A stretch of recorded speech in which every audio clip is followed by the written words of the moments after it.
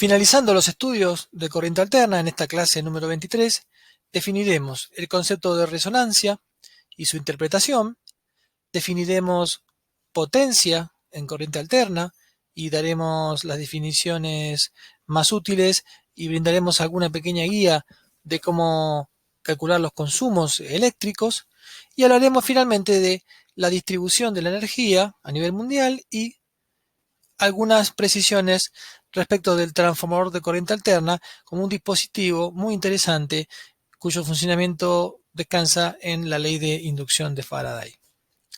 Tomemos como base el circuito RLC serie.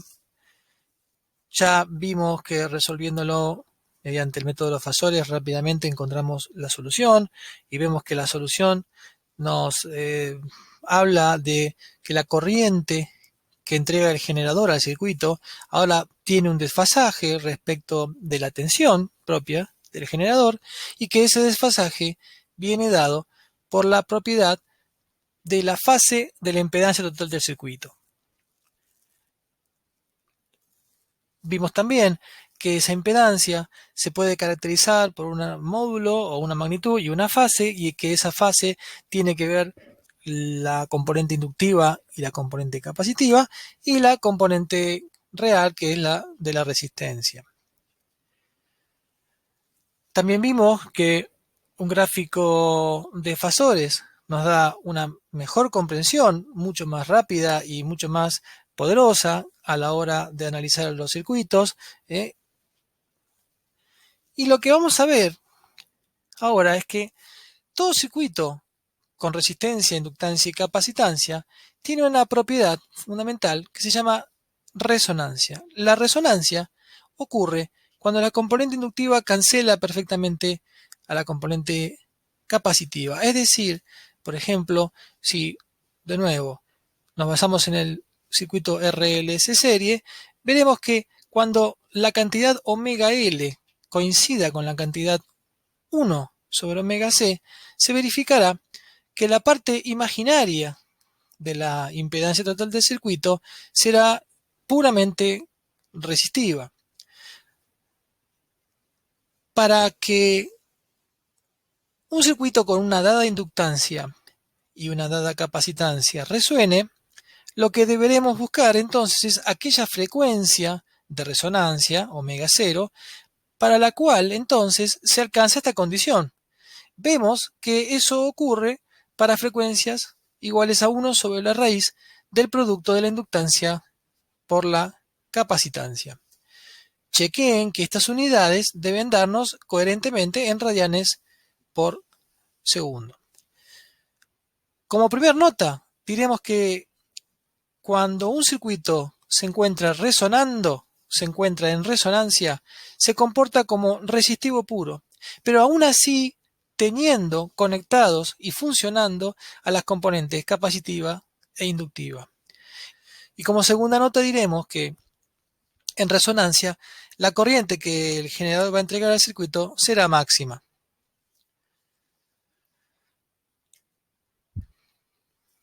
Gráficamente, si nosotros consideramos, por ejemplo, a la corriente entregada por el circuito, pero en función de la frecuencia de trabajo omega, observaremos que habrá un comportamiento como que se muestra aquí en esta curva en rojo, en donde observamos un valor máximo de la corriente para una cierta frecuencia, la frecuencia de resonancia, y luego veremos que para cada lado, para frecuencias menores y mayores a esta frecuencia omega 0, frecuencia de resonancia, veremos que la corriente que el generador le entrega al circuito tiende a disminuir.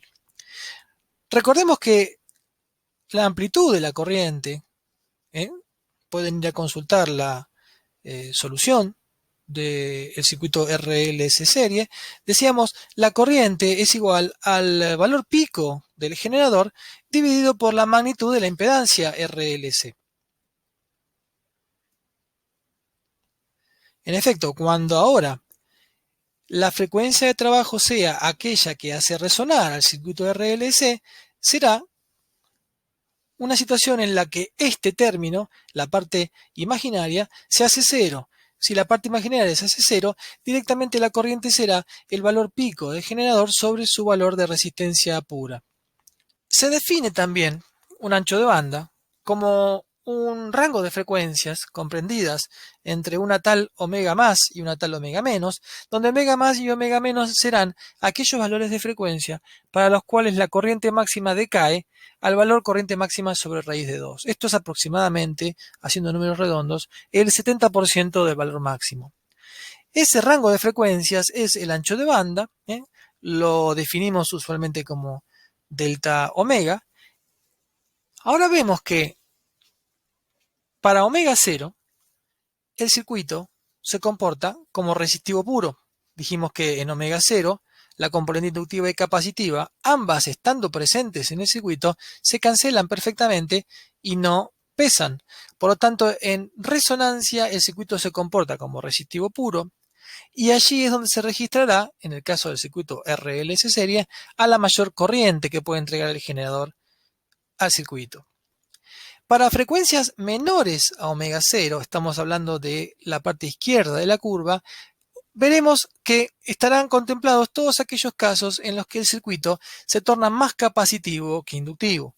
En efecto, ahora que el circuito ahora tenga una componente imaginaria, hace que, en definitiva, la corriente que entrega el circuito en su magnitud sea cada vez menor. Llevándolo a un extremo para una frecuencia tendiendo a cero, es decir, para corriente continua, tendríamos que pensar que la corriente del circuito tiene que tender a cero razonablemente. ¿Por qué? Porque el capacitor para frecuencias tirando a cero, es decir, para corriente continua, se comporta como un circuito abierto, entonces no podría circular corriente. Por otro lado, para frecuencias mayores a las de resonancia, comienza a dominar el comportamiento la parte inductiva. Y también observamos una disminución progresiva de la corriente, pues a mayores frecuencias, por ley de Faraday, sabemos que el inductor será ahora el que tienda a abrir el circuito. Idealmente, para una frecuencia lo suficientemente grande, la reactancia inductiva será tan grande que no podrá circular corriente alguna. Por lo tanto, vemos que hay tres zonas importantes que marca la resonancia. El valor máximo para cuando el circuito es resistivo puro, el valor mínimo pero a izquierdas, que es para cuando el comportamiento capacitivo es lo suficientemente grande como para transformarse en un circuito abierto, y la parte derecha en la que el comportamiento inductivo ahora es el que predomina y que por la ley de inducción general, entonces, hace que sea imposible circular corriente a través de este circuito. Hay lo que se llama un factor de calidad, Q, por quality, que se define como la frecuencia de resonancia sobre el ancho de banda.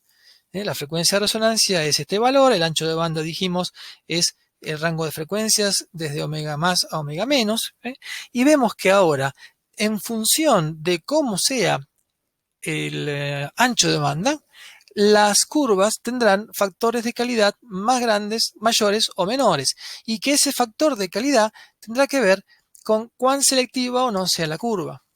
En efecto, en verde, por ejemplo, marcamos o mostramos una curva de resonancia correspondiente al circuito con un Q elevado. En contraposición, la curva en celeste correspondería a un circuito con un Q bajo, con un factor de calidad bajo.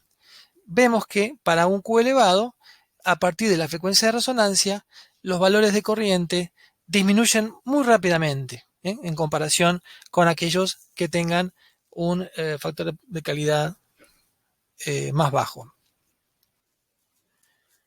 Como resumen general, digamos entonces que todo circuito con las tres componentes presentes, resistivo, inductivo, capacitivo, es capaz de resonar a alguna cierta frecuencia.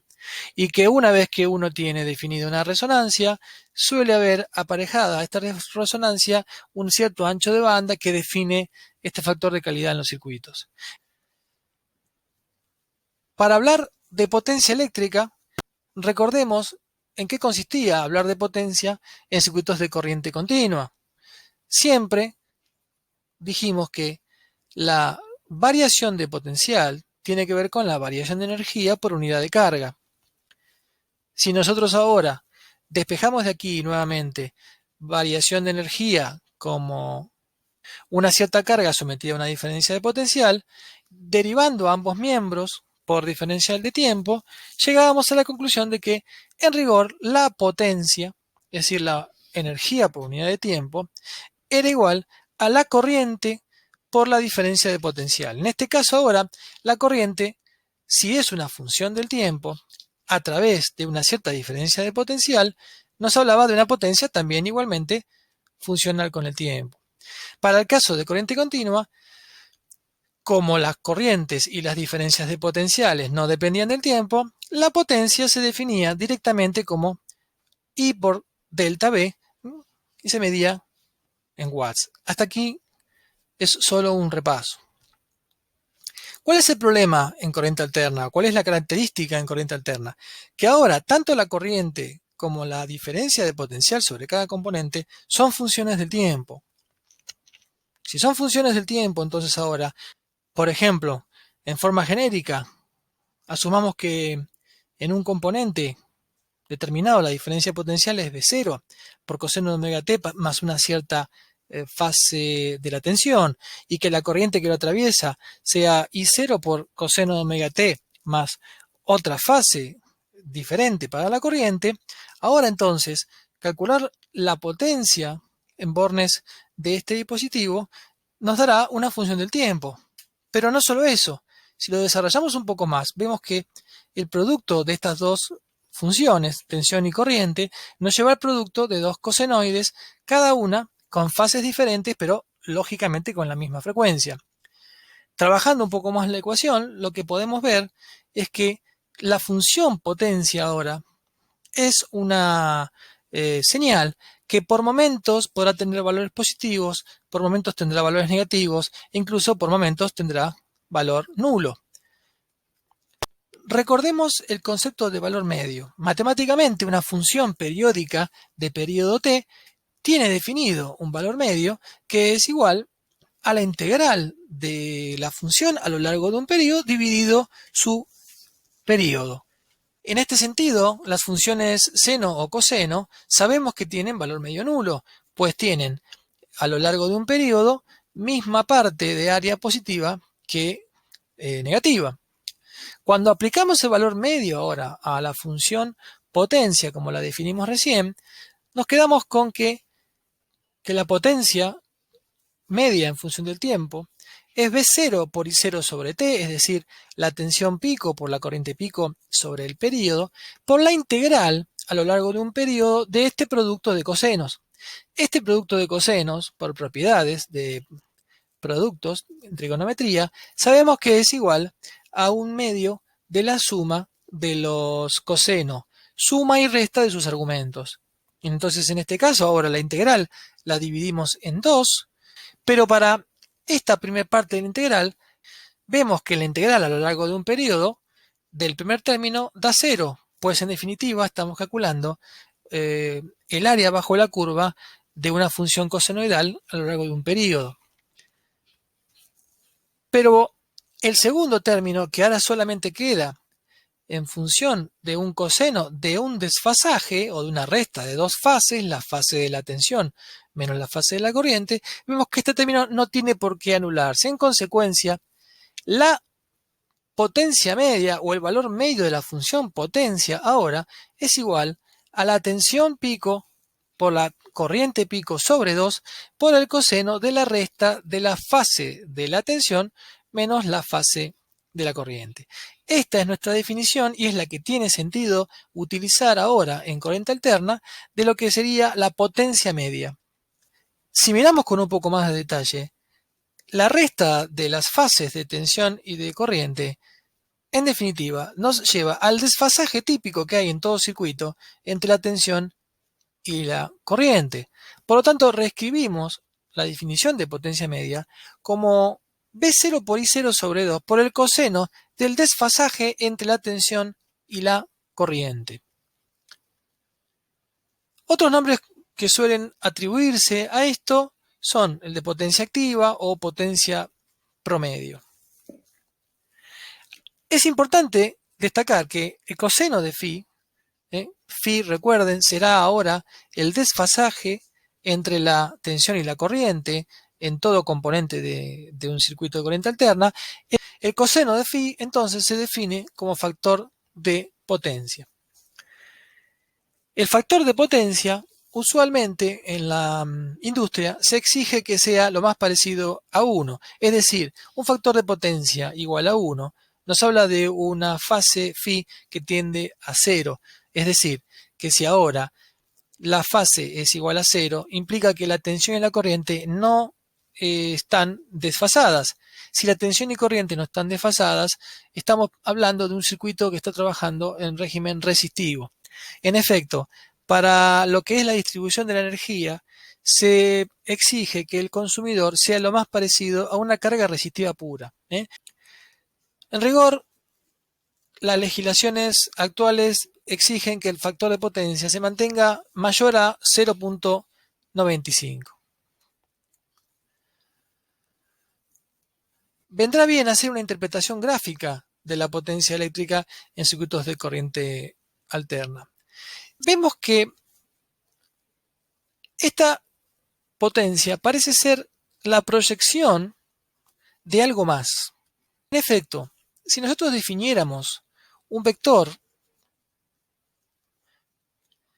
cuyo módulo valiera un medio de la tensión pico por la corriente pico y concediéndole una cierta fase phi arbitraria, entonces ahora la proyección sobre el eje real debería darnos precisamente lo que hemos definido como potencia media, es decir, un medio de V0 por I0 por el coseno del desfasaje entre tensión y corriente. En tanto que ahora la proyección sobre el eje imaginario nos debería dar un medio de tensión pico por corriente pico por seno del desfasaje entre tensión y corriente. Estas tres cantidades en realidad ahora son usualmente conocidas y muy importantes, y en realidad nos hablan del triángulo de potencias, en donde tenemos ahora nuestra primera definición, este vector que va en negro, es un número complejo, cuya parte real será la potencia media, que se mide en watts, y su parte imaginaria será la potencia reactiva, que se mide en volts ampere reactivos o simplemente par. Uniendo esto ahora con el concepto de resonancia, vemos que cuando un circuito resuena, phi tiende a ser cero. Si phi tiende a ser cero, lo que va a implicar es que el vector S tiende a ser totalmente proyectado sobre el eje real. En otras palabras, cuando un circuito resuena, se comporta como una resistencia pura, su parte imaginaria tiende a ser cero y ahora la potencia aparente es directamente la potencia media, un medio debe 0 por I0, pues el coseno de phi aquí en este caso será cercano a 1, en tanto que la potencia reactiva es nula.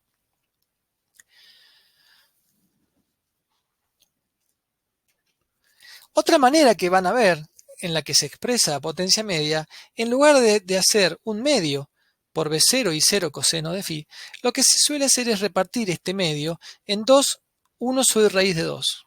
Entonces ahora la tensión y la corriente aparecerán divididos por raíz de 2 y con el objetivo eso de que ahora la tensión pico sobre raíz de 2, recordarán que en algún momento lo hemos dicho, es lo que se conoce como la tensión eficaz, y la corriente pico sobre raíz de 2, la corriente eficaz. Por lo tanto, también ahora, además de decir que la potencia es un medio de la tensión pico por la corriente pico por el coseno del desfasaje entre la tensión y corriente, podríamos decir que es igual a la tensión eficaz por la corriente eficaz por el coseno de phi. Y ya que está, hablemos algo acerca del valor eficaz. La definición matemática de valor eficaz de una función periódica de periodo t es la integral a lo largo de un periodo de la función elevada al cuadrado, luego promediado en ese periodo y finalmente raíz cuadrada. Si ahora nuestras funciones van a ser tensión y corriente, ambas funciones cosenoidales, al calcular el valor eficaz de ambas, como corresponde a toda función cosenoidal o senoidal, su valor eficaz será el valor pico sobre raíz de 2. ¿Por qué se recurre y es tan usual hablar de tensión eficaz y es tan importante no confundir la tensión o la corriente eficaz con la tensión o la corriente pico? ¿Por qué es tan importante manejar este concepto? Bueno, pues el valor eficaz de una señal alterna coincide con aquel valor de señal continua que disipe la misma energía. En otras palabras, una señal alterna cuyo valor pico sea de 10 volts desarrollará la misma potencia que una fuente de tensión continua de 7,07 volts. Algunas consideraciones adicionales sobre potencia eléctrica en circuitos de corriente alterna. Es usual trabajar con lo que se conoce como triángulo de potencias. En efecto, en lugar de ver a la potencia aparente y sus dos componentes real e imaginaria como se marcan aquí, lo que se suele hacer es graficar este triángulo en donde vemos los dos catetos que son la potencia media y la potencia reactiva y la hipotenusa que será entonces la potencia aparente. Y allí puede verse que también el coseno de phi, el factor de potencia, es igual a la potencia media sobre la potencia aparente. Haciendo equivalencias, también podemos pensar que será que coseno de phi será igual a la potencia dividido la raíz de la potencia media al cuadrado más la potencia reactiva al cuadrado. Por otro lado, vemos que si la señal alterna es una sinusoide pura, el factor de potencia y el coseno phi coinciden. Pero en rigor el factor de potencia es la relación entre la potencia activa y la potencia aparente, mientras que el coseno de phi es simplemente el coseno del ángulo entre la potencia activa y aparente.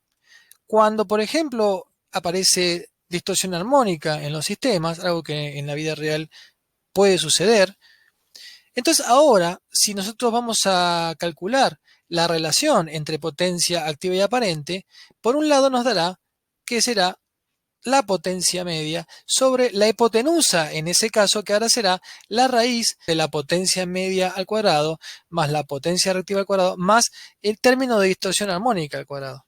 En tanto que si hacemos el coseno de phi por la definición tradicional, será entonces simplemente el cociente entre P y la raíz cuadrada de la suma de las potencias real e imaginaria. Y en este caso ahora vemos que no coincide. Bueno, el propósito de este punto es alertar a aquellas personas, sobre todo que estén involucradas más con la distribución de energía, que en las situaciones en las que aparece distorsión armónica, es decir, situaciones en las que no trabajamos con senoides puras, algo muy común, no siempre el factor de potencia es lo mismo que hablar de coseno de phi. Como tercer y último punto, tal vez el más interesante, veamos el concepto de kilovatio hora. El kilovatio hora es una medida de energía, no debemos confundirlo. Pues el kilovatio hora son 1000 watts por hora, pero watt por hora, en definitiva, está hablándonos de joules. Si nosotros ahora pasáramos esta hora a segundos, watts por segundos son joules. Cuando las empresas distribuidoras de energía facturan los consumos, lo hacen en base a los kilovatios hora, porque en definitiva, y lo hemos dicho varias veces, la potencia por sí sola no nos dice nada. En cambio, lo que sí marca la diferencia es la energía consumida. Recuerden el ejemplo de velocidad versus distancia recorrida.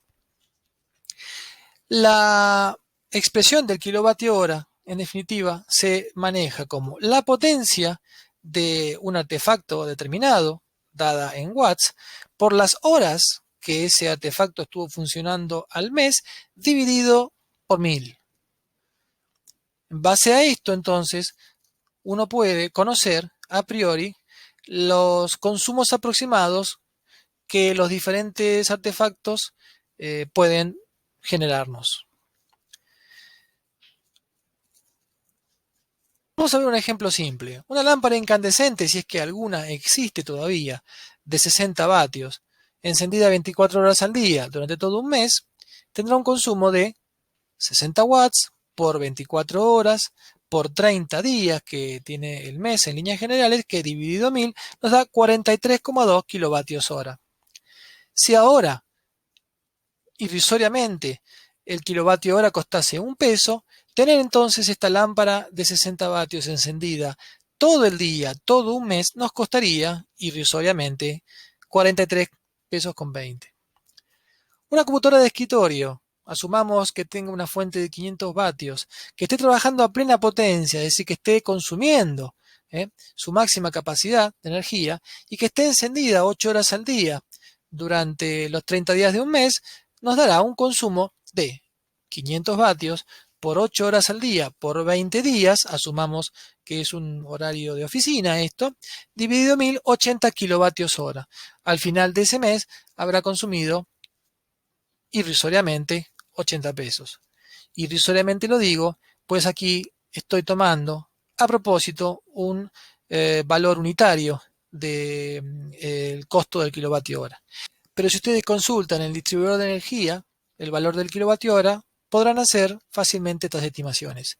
Hay algo importante que debo aclarar aquí, que es que estamos trabajando en estos dos ejemplos suponiendo que el coseno phi es unitario, es decir, que la tensión y corriente están en fase, o dicho de otra manera, que estas dos cargas se comportan como resistencias puras.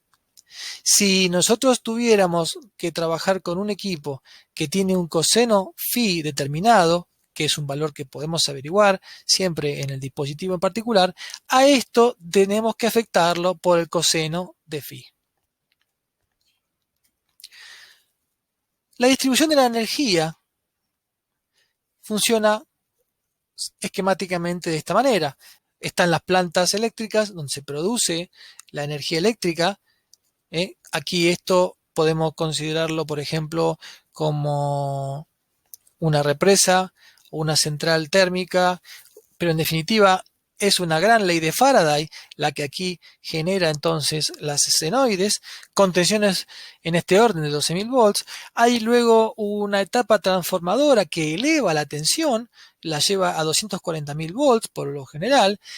En este nivel es que se transmite la energía grandes distancias, se elige una tensión elevada, pues las pérdidas se minimizan. Es lo que más de una vez algunos de ustedes habrán visto en las rutas, estas estructuras enormes que son las que transmiten la energía de un punto a otro, de una ciudad a otra, por ejemplo, para luego en otra estación de transformación convertirlo a tensiones más razonables y luego finalmente llegar al hogar con el valor de tensión típico que, como recordamos, en nuestro país oscila entre 220 y 230 volts. Tensión, esa es eficaz. Este es el esquema que pensó en su momento Tesla. Recordemos, a modo anecdótico, que había una discusión fuerte entre Edison y Tesla. Edison pretendía distribuir la energía como utilizando la tensión continua. Tesla estipulaba que ese sistema era muy poco eficiente y con grandes pérdidas, y así era. Finalmente se impuso este esquema, el esquema propuesto por Tesla, de transmisión de la energía por tensión alterna. Vemos aquí, hemos mencionado que en estas etapas hay transformaciones de los niveles de tensión, desde 12.000 a 240.000, elevándolos, hasta acá ahora disminuyendo de 240.000 a 2.400 volts, etcétera, etcétera. Y para eso lo que hacen falta son transformadores. Los transformadores son dispositivos típicamente basados en inductancias muy bien acopladas. Se utiliza material, en este caso hierro. Vamos a ver en la última unidad por qué se utiliza hierro o algunos otros materiales muy ferromagnéticos. Y lo que vemos es que existe una bobina primaria, es una primer bobina, y una bobina secundaria. Cuando se alimenta la primer bobina, ya todos estamos en condiciones de entender que se genera ahora un flujo magnético que en el segundo inductor va a generar una inducción. Y entonces ahora se tiene este efecto de que uno tiene un circuito primario energizado y un circuito secundario que por inducción de Faraday vuelve a generar una señal, pero ahora no necesariamente con la misma amplitud que la del circuito primario. En efecto, la tensión del primario, la tensión de este inductor, tendrá que ver con el número de vueltas y con la derivada del flujo magnético que aquí se dé lugar. Mientras que la tensión en el secundario, B sub S, será aquella que tenga que ver con el número de vueltas del inductor secundario y con cómo sea la derivada de flujo aquí, en esta parte del circuito. Esas son las relaciones fundamentales. Lo que se cumple es esta relación, que es que la tensión en el bobinado secundario es a la tensión en el bobinado primario, como el número de vueltas del secundario es al número de vueltas del primario. Si lo queremos analizar con la corriente respecto del bobinado secundario, veremos que la relación es similar, pero es invertida, está invertida. Esto tiene lógica, pues de nuevo aquí no podemos directamente crear o destruir energía. La energía del primario se transforma en la energía que pasa al secundario. De ahí el nombre de transformador.